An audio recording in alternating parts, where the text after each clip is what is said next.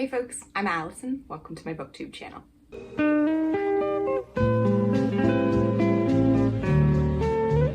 There's kind of a lot to cover, so I'm just going to jump straight in. These are the books that I read in March and April. The first book that I read was Bossypants by Tina Fey. This is a book that I got in a little free library in my neighborhood, and I made a video going around and shopping in little free libraries that you can check out if you're interested to see all of the books that I brought home. But I kicked off the month with this one. It felt sort of fun and springy and light, and it was a very interesting book to read in the year of our Lord 2025.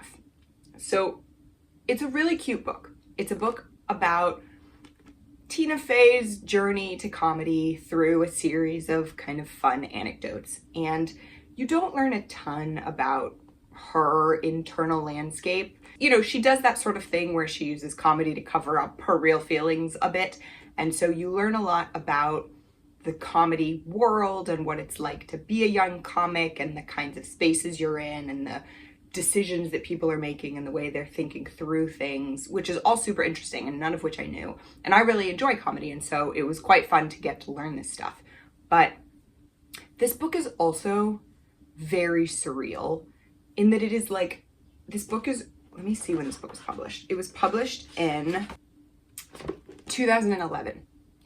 And it is like so steeped in Obama era optimism. It is a book that like believes the world is getting better, you know, and that like society is coming to understand the value of women's contributions in the workplace, and you know, equality is like right around the corner. And yeah, it reading it really felt like time traveling a bit. It was a really strange experience. So I would say I really enjoyed this book, and the things that I enjoyed about it were a combination of its own inherent qualities and also the really weird experience of reading a book that is so situated in a particular cultural moment. Anyways, so Bossypants, I'd say, I don't know, maybe 6.5. It was a good read. It wasn't something that I struggled to go back to, but it's not something that I think would be on the tip of my tongue to recommend to somebody. The next book that I read, to be perfectly honest, this may not be the order literally that I read them. This is just the order that I'm going to talk about them. But the next book that I'm going to talk about is The Starless Sea by Erin Morgenstern.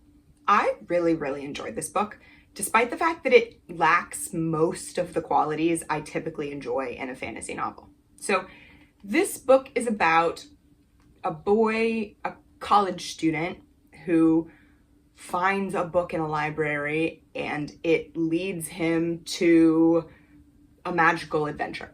But the thing about this book is, you know, when you think about novels, typically you can divide them up into novels that are like really plot driven. You know, they're all about the action and maybe the characters are not that well developed, but it's such a fun, exciting story. I saw a tweet on Blue Sky that books from like the sort of Central American literary tradition or Central and South American literary tradition can be like this sometimes, where there's less of this like Western European sense of like people are creating their own fate, and much more a sense of like people getting sort of carried along by the universe, you know, the gods sort of toying with people and the, you know, the chaotic universe just imposing its will on you, and you're sort of just getting like buffeted along by the waves. And I think of books like Gods of Jade and Shadow and Mexican Gothic by Silvia Moreno Garcia as great examples of like plot-driven novels where the protagonist is just like trying to keep their head above water as the plot sort of happens to them. And then, you know, the other kind of novel that is like the classic novel that you think of is a character-driven novel where the protagonist is making choices and, you know, their flaws and foibles are what is really driving how the events in the book unfold. And you could think of like, you know, like The Atlas Six by Olivie Blake, or the Locked Tomb trilogy by Tamsin Muir as examples of really character-driven novels where like the meat of the thing is just getting inside these people's like twisty heads, right? Much rarer are setting-driven novels where the place that you're in, much more than like any of the characters or even the action, is the thing that is like driving the novel forward and creating the contours of the story. But this book is setting driven. Like, the characters are not that well developed. You sort of care about them a bit. You like sort of get to know them a bit, but not really. And there's kind of a lot of them like popping in and out, and you don't really know for most of the novel really who they are or like how they connect to the story. And like not much happens. It's actually funny. There's like a point in the novel where the protagonist literally thinks back about all the things that have happened to him so far, you know, in his like magical adventure, and realizes that like not actually that much has happened. Like he like explains it to himself. He's like, I met this guy, this thing happened, that thing happened. And then he thinks to himself like, actually not that much has happened. But it feels like so much because the book is about the world, right? The book is about this magical library universe, and so much of what happens in the book is just like a character goes to a room and then you like learn all about that room, and you learn about the history of the room and the, you know, minute details about how the room looks and how it used to look and how it came to look different. And all of the book is sort of about people wanting to get access to this magical place or block other people from getting access to this magical place. But it really feels like a book that is just about letting you as the reader exist in this magical place. And so I thought that was really unique and creative and lovely. And I think really well executed. Like, the setting is really fun, and all of the different rooms and different histories and that sort of thing are all extremely cool and vibey, and you want to know more about it. And it doesn't feel repetitive at all. Like, it never really gets, this wasn't a book where I was like skipping paragraphs of description, which, like, you know, occasionally happens to me. Like, occasionally I'll be reading a book and I will feel like they've just been like really droning on. In fantasy novels, this happens. Like, oftentimes you get a lot of description of just like the beautiful castle and the pretty dresses and the like fancy fruit on the table or whatever. And it's like, oh God, okay, come on. This is like not relevant to the characters and not relevant to the story. And you're just like, I don't know. Exactly. Anyways, the point is that didn't happen in this book. This book, all of the incredibly long, beautiful, intricate descriptions of the place were just really enjoyable to exist in and not boring. And I thought that was incredibly well carried off. So I would probably give this book like an 8 out of 10, even though I was really not expecting to like it nearly as much as I did. I read her first book, The Night Circus, and like it was fine. It similarly didn't really feel like it had a ton of plot or a ton of character, but I think I found the world in which it took place a lot less compelling, and so I just was kind of bored. But this book, I thought really well done, so 8 out of 10.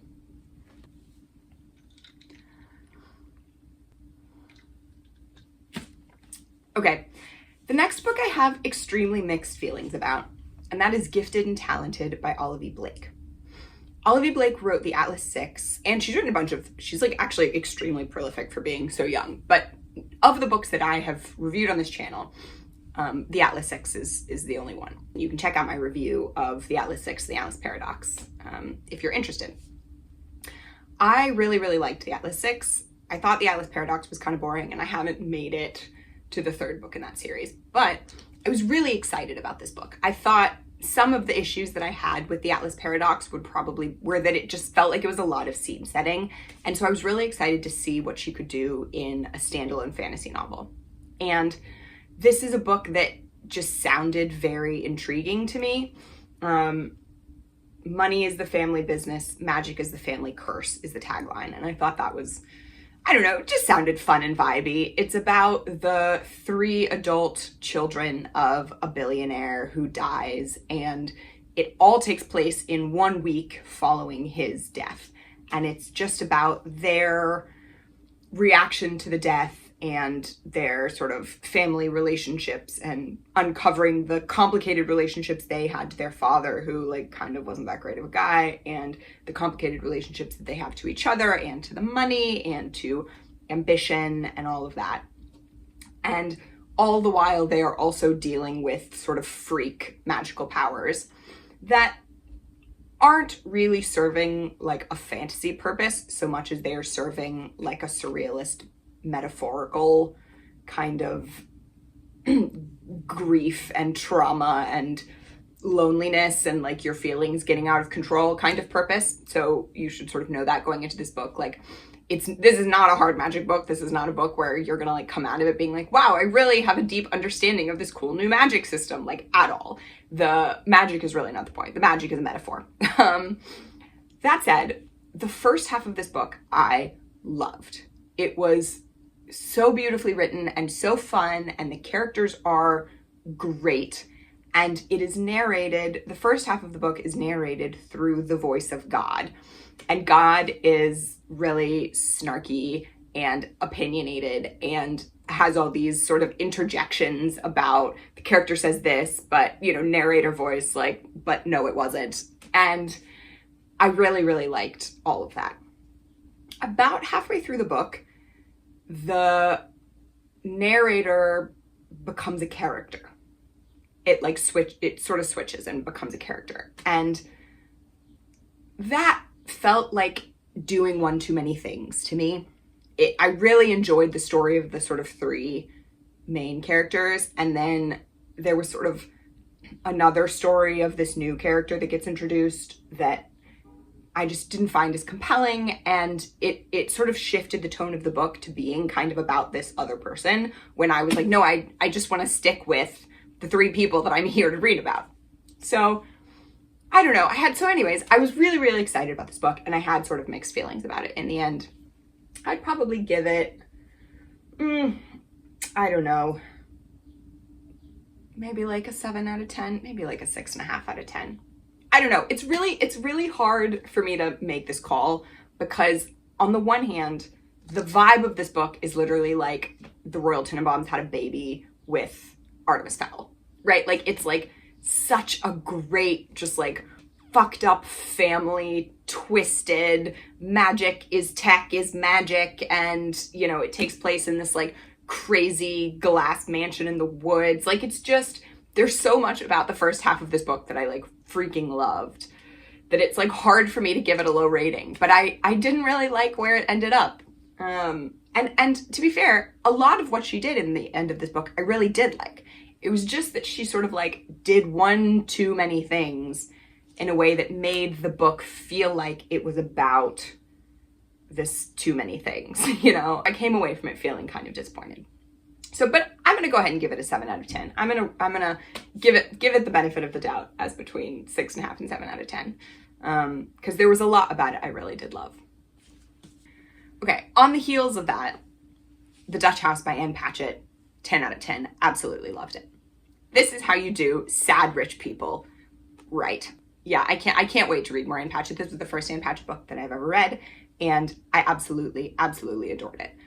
It is about two siblings, Danny and Maeve, who grow up in this like really fancy, ornate house in Pennsylvania, and then in their sort of adolescence, they leave the house, they go off to college, they sort of start having lives, and it's about their relationship to each other, their relationship to their father, and also just their relationship to like the world. You know, it investigates a lot of like, what are the expectations we have for ourselves and the expectations that other people have for us, and what does the world owe us? You know, what do we owe to the world, and what do we owe to the people around us, and how do the circumstances of our birth implicate the things that we expect from the world and the things that the world expects from us, and how we relate to the people around us. There are some really interesting relationships in this book between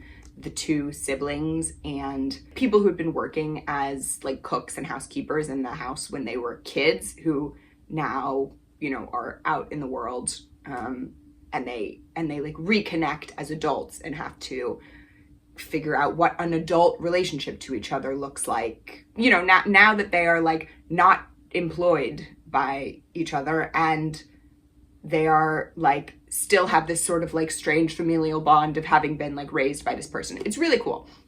Anyways, I absolutely loved it. It is a book this is a very character driven book. It doesn't try to do too much. It does like exactly the right amount. There are a couple of like weird twists where things happen that kind of shake things up and everybody has to like readjust and reorient. But honestly, like nothing that bad happens in this book is the other thing that's really nice about it. Like it is a book where the things that happen to people are so quotidian and yet they feel so impactful. And you really come away with the sense of loss and tragedy and also love and belonging, and the way that the difficulty of navigating relationships between people when they disagree or don't see eye to eye, but nobody's necessarily in the wrong. Like just really lovely everyday life kinds of conflicts, and you know, set in this sort of like wonderful haunted nostalgia of the memory of this beautiful house and this sort of extravagant childhood, and carried off really, really excellently. So 10 out of 10, I would highly recommend The Dutch House by Ann Patchett. The next book that I read is just like a tiny little sort of essay / memoir called Lost Cat by Mary Gaitskill. And I really loved this too. I haven't read anything by Mary Gaitskill. She wrote a very famous book a few years ago that I can't remember the name of, that is about a woman whose close friend gets Me Too'd, and the woman's sort of like process of coming to terms with what happened and like how to continue navigating or not continue navigating the relationship with this man. And I never read it, but I remember a lot of people talking about it online and having a lot of really good things to say about it. And so I had her in the back of my mind as somebody that I wanted to read. And this I also actually picked up at a little free library. So, and I didn't really have any context for what this book was going to be other than I just saw her name on it and thought, oh, I've been wanting to read her for ages. Let me grab that. And it turned out to be it was unexpected in a lot of ways. It is basically just, it's not even a whole memoir. Like you couldn't call this thing a memoir. I read it, I literally sat down and read it in one sitting. And like, you know, it's not only is it short, like the text is really big. So it is a really quick, easy read. And it's about the author who loses her cat. Her like little cat runs away. And she uses the like experience and the grief that she's feeling about the cat running away as a way to access emotions that she has about other bigger life things that are going on. Her relationship with some kids that were some sort of, they're teenagers now, that she has a sort of odd sort of surrogate parent, kind of adoptive surrogate parent relationship with, and her relationship with her family. And it's really, really well done. She packed a lot into this like tiny little book. She and her husband participate in this program where they have like a sort of underprivileged kid from the city come out and stay with them on their farm over the summer. And it goes kind of poorly, but she really bonds with the kid. And as a result, ends up inviting him and his sister up to stay with her and her husband for a couple of months over the summer for like several years thereafter. And she develops this really interesting sort of surrogate adoptive, you know, parental figure relationship to the boy and his brother, whose mother is like kind of abusive. And, you know, and they're really struggling and they're sort of food and housing insecure at various points.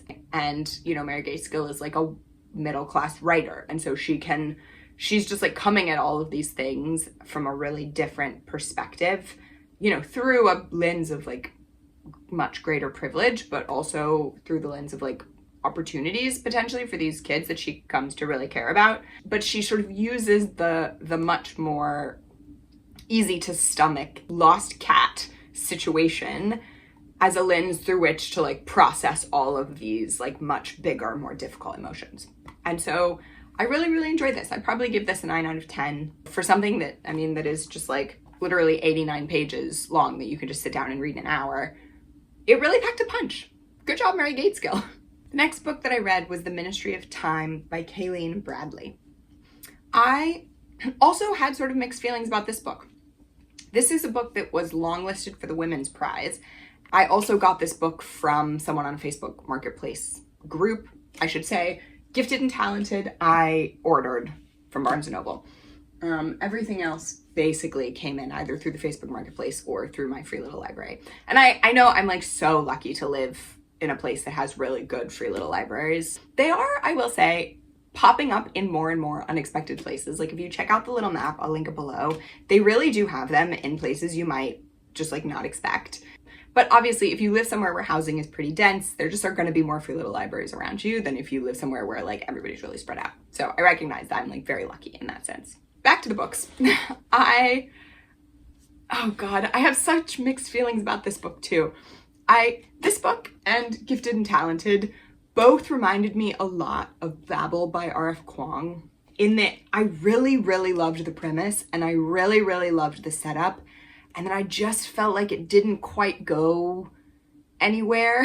And it was like disappointing, not because the book itself was bad, so much as that it felt like it really was falling short of its potential. Like I had the sense that it could be so great and it turned out just being like kind of good. And that was disappointing, even though overall it was kind of good. So that's my TLDR for The Ministry of Time.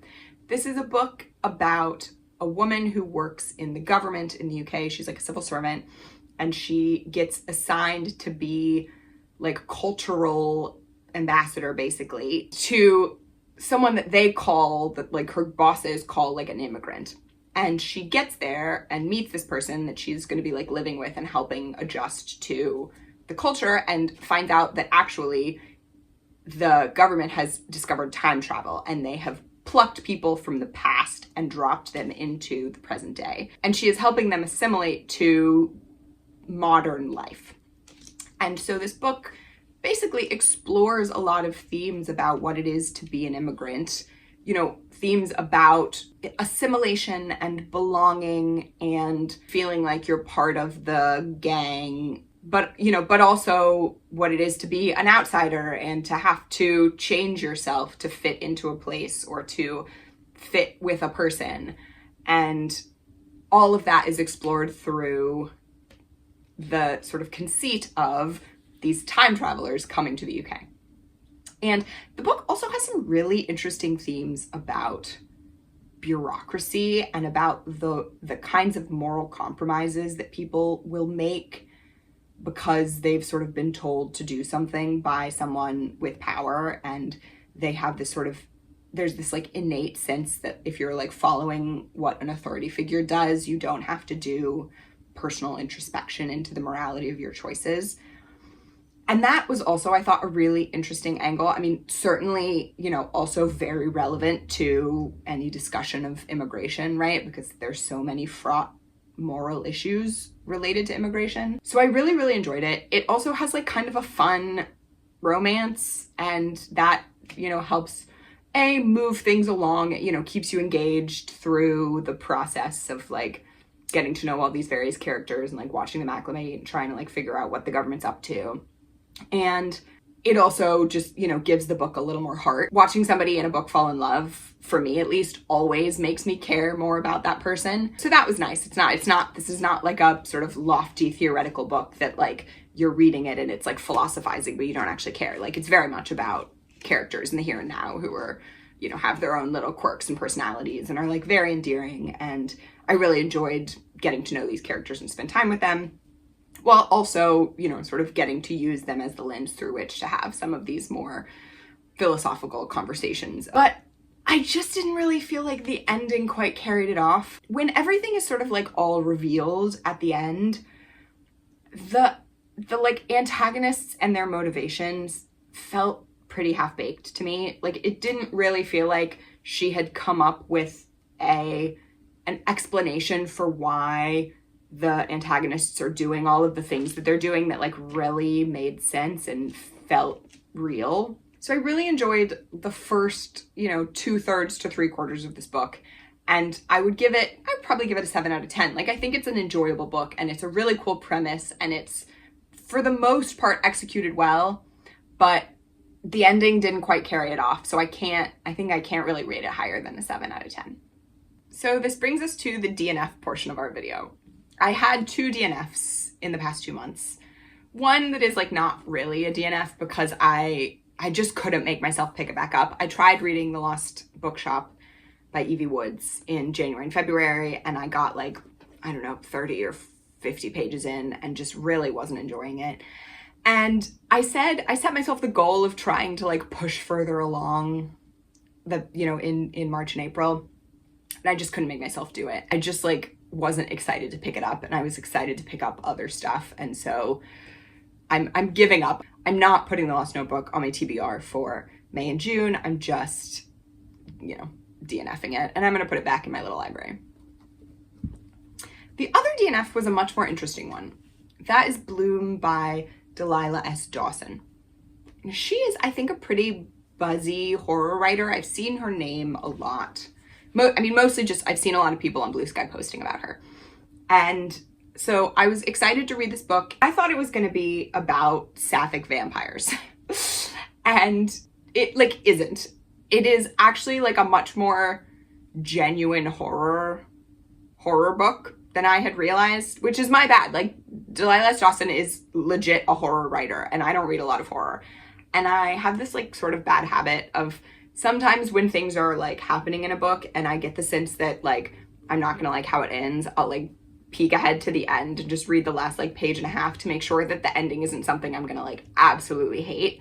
And that was like a really, really bad choice because it turned out the ending was something I was gonna absolutely hate. It was like scary and gruesome, and and it's a horror book, so I should have known that there were gonna be some scary, gruesome parts, but I hadn't really internalized that. And so I did not, I only read sort of the first maybe 2/3 of this book and then the last like page and a half, and I realized that it was not for me. But that is not a knock against the book. I think the writing is like kind of fine. There are a couple of places where I felt like it was like a little on the nose. The main character has this like big vocabulary because she's like a big reader, and her love interest is constantly like, she'll like use a word, like sort of an SAT word, and the love interest will be like, oh my God, like you use that word. And that was a little on the nose for me.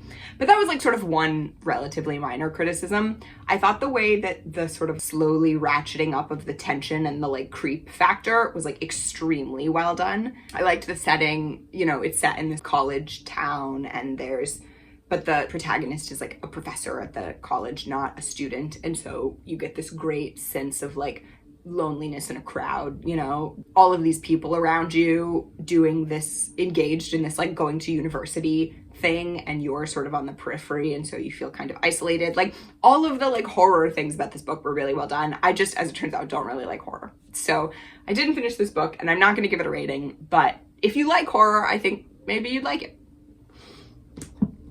The last book that I'm going to talk about very briefly is An Unkindness of Magicians by Kat Howard. I am in the process of reading this book, so I will circle back and post my rating for it on the video when I finish. And honestly, by the time I post this video, I probably will have finished reading it. But so far, I'm really enjoying it. I picked it up, honestly, because of just this insanely beautiful cover. And someone told me that I should look inside and give credit to the cover artist if I see a book where I really love the cover. So this cover is designed by Lizzie Bromley. Lizzie Bromley, well done. You made me pick up this beautiful book. And so far I'm really excited about it. It's set in New York City, which is fun. I really like an urban fantasy vibe. And it seems like it's gonna be like pretty fantasy, like big magic, like secret societies and that sort of thing, which I also really like. I like a fantasy where the like magical elements are sort of just a little bit in service of the narrative. I would say like Gifted and Talented is a sort of fantasy version, and The Ministry of Time is a sort of sci-fi version of like a little bit of a fantastical element sprinkled in to like as like a conceit to get you somewhere in the story. But this is like real, fully immersed in the world fantasy. And yeah, and I'm really excited about it. All of the characters seem like very attractive and like slick and well dressed, and you know, they have cool powers. And so I think it's just going to be a really fun book to read, but I will circle back and let you know how it is when I have actually read more of it. So there you have it. Those are the books that I read in March and April. I hope that you enjoyed this video. If you'd like to hear more from me, please consider subscribing.